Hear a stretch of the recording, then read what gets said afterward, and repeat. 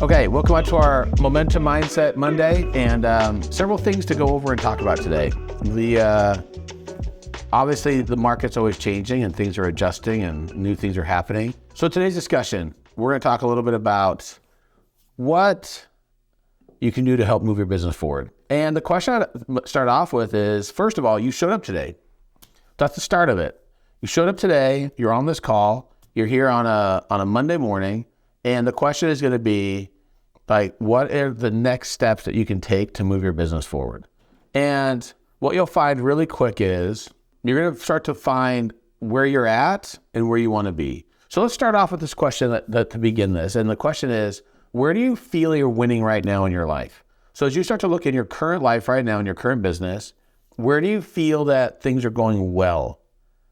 And if you start to think about that, and you think about the things that are going well for you, there are certain things that are probably coming top of mind. And honestly, I don't even know how much we focus on the things that are going well for us, but having this idea that things are going well is going to be critical because you start to look at the things that are having success for you.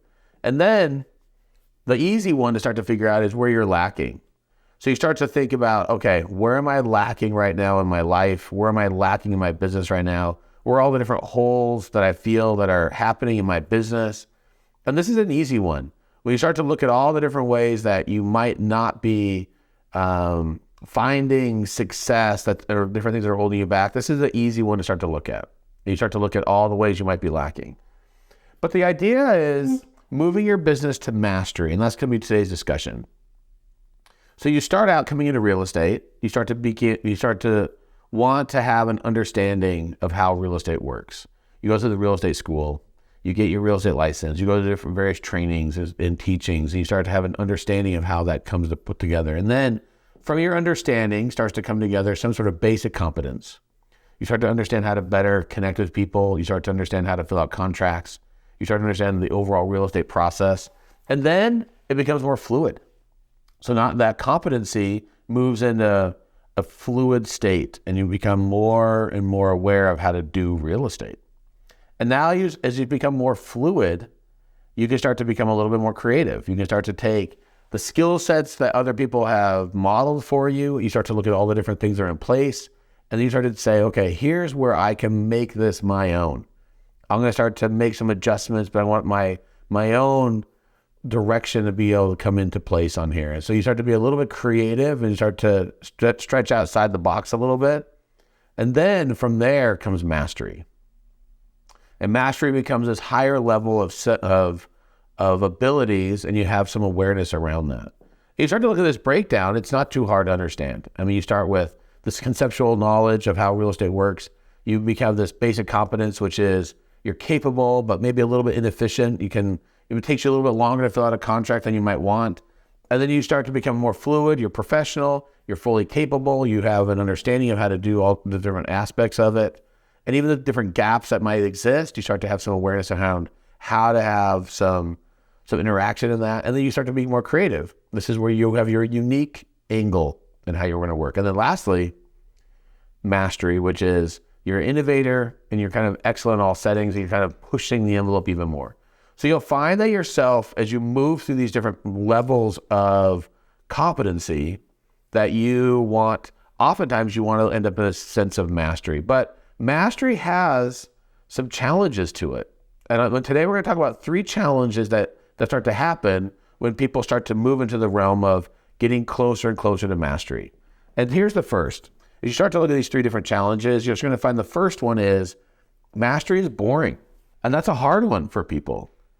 So you start to get to this level of mastery, we think, well, it's going to be exciting, or it's going to be fun to be a master of different skill sets. But honestly, it's actually really boring.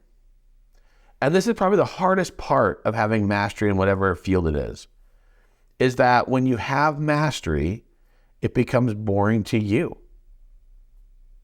And so what happens is we start to go and find other things that are more exciting. We look for little things that we might learn. And what happens is we go down this pathway of learning new things, and we become more excited about teaching the new stuff we just learned versus the mastery of the things that we actually have that we are the best in the world at. Because we're kind of bored of talking about that. We're bored of highlighting that. So you look at the people that are in real estate and they've had various levels of success. They get to a place of mastery.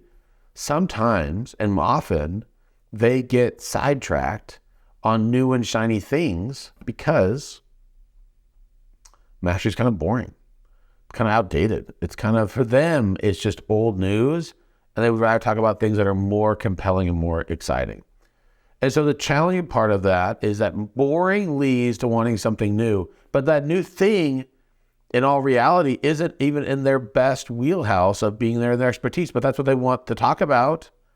Because, and I see that in my own self, right? Like I've done certain things in my real estate career that I feel like I have some mastery around, but it's really, really easy to get caught up with learning new things that are going to be more fun for me to learn, that I want to teach and train on, versus talking about the things that I've had some mastery around and I've been doing it for a long time. In fact, our mastermind today that we're going to be talking about in Midvale, and we're going to be doing another one at the end of the month on the 24th in our Pleasant View office, same topic on increasing referrals. This is a topic I've been talking about for years. I've gotten so many different things about increasing referrals. And sometimes that topic, I'm like, oh. Now, I feel that way because it's something that I've been around for so long.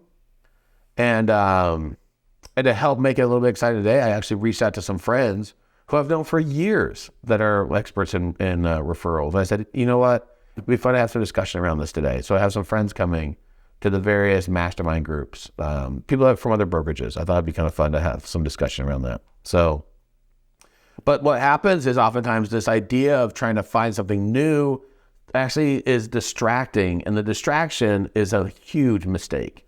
So challenge number 2, and that is mastery is differential, not referential.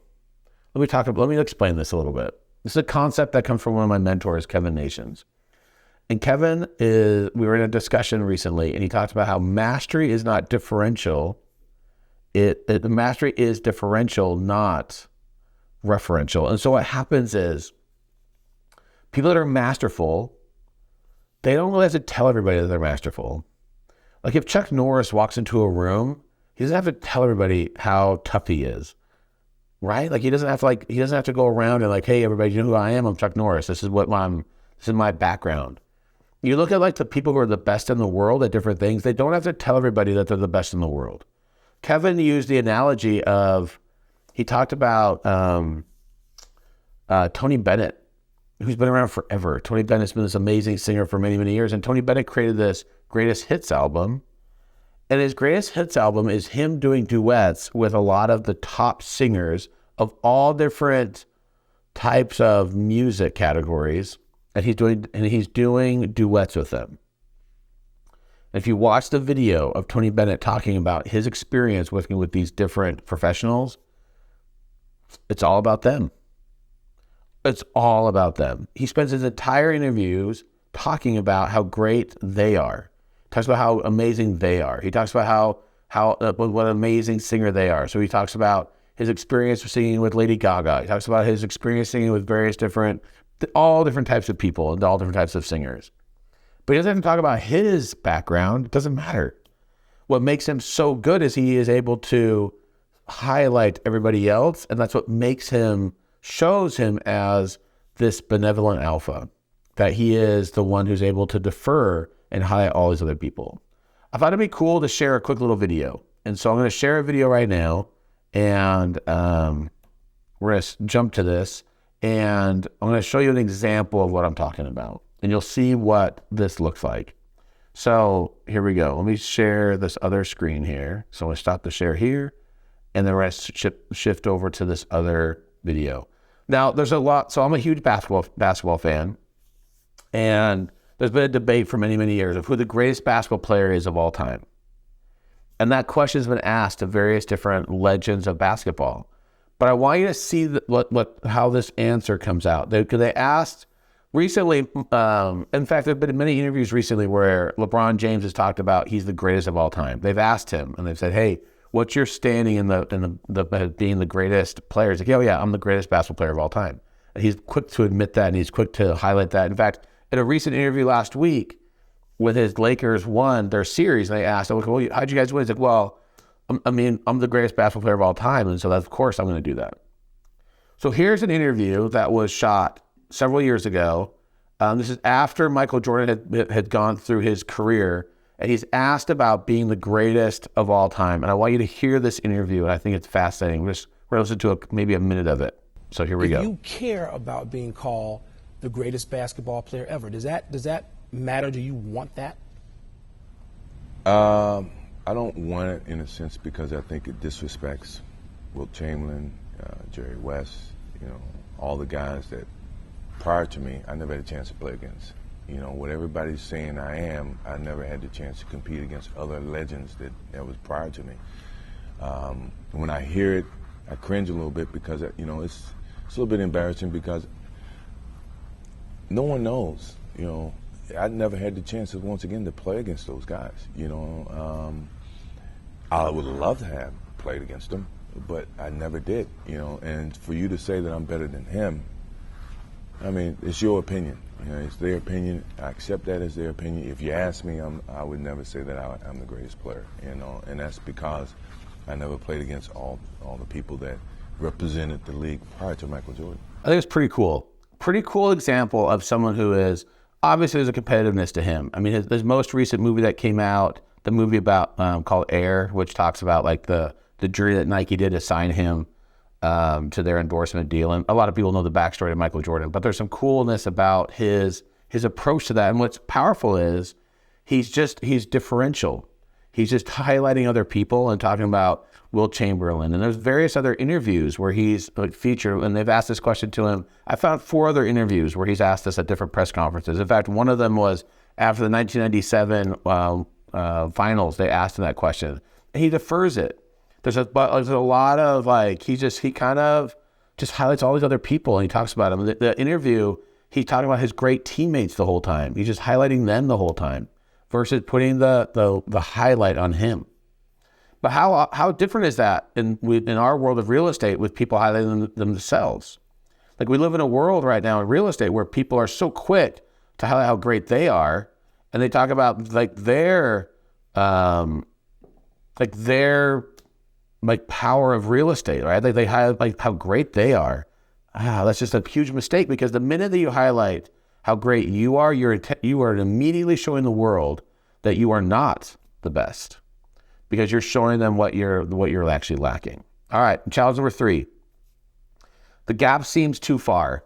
So the journey to mastery feels like it's just too far away. Like we're trying to get to this place that's just too far. But the question is, how far is it? Like if we're moving down this pathway to get to mastery, it's today far away.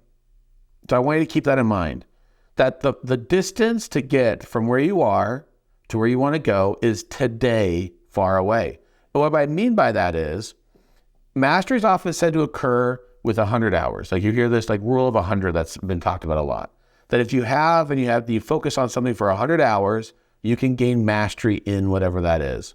So let's do some quick math. What if we were to multiply 100 hours? Yeah, if we were to take 100 hours and multiply that, we took that out and we said, okay, for 100 hours, and we took that out, we actually divided it by 60 minutes. So we said, okay, 100 hours is going to be, look, what is that going to look like? So if we take 100 hours, that's going to be how many minutes? We're going to multiply that by 60. So that's going to be 6,000 minutes. So 100 hours times 60, 6,000 minutes. We divided that by 52 weeks. That equals 115 minutes. That means 115 minutes every week can be dedicated to something. And by the end of the year, you would have 100 hours in whatever that is. So let's say you take that and you want to commit 6 days a week. We're not even talking about 7 days a week. If you take that number of 115 divided by 6, that means 19 minutes. That means for 6 days a week, if you're to do anything for 19 minutes, by the end of the year, you'll have 100 hours dedicated to that.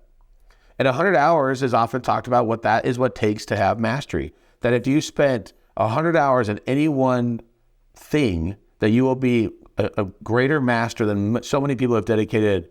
You'd be up in the same caliber of people who have dedicated their lifetime to certain things. But just 100 hours, so that's 19 minutes if you do it 6 days. But that in those 19 minutes, the question is, what are you going to do with it? If you had 19 minutes in a day to do whatever it was, you could separate yourself. If you decided you wanted to spend 19 minutes a day on the piano, In 1 year, you would have allocated 100 hours playing the piano, and you would be further ahead than the vast majority of the population. So the thing to keep in mind is that mastery is just minutes away. So if you want to become masterful at real estate, if you dedicate 19 minutes a day to whatever that thing is that will make and help separate you, you'll become that much more masterful at whatever it is. That's all it is, just a couple minutes.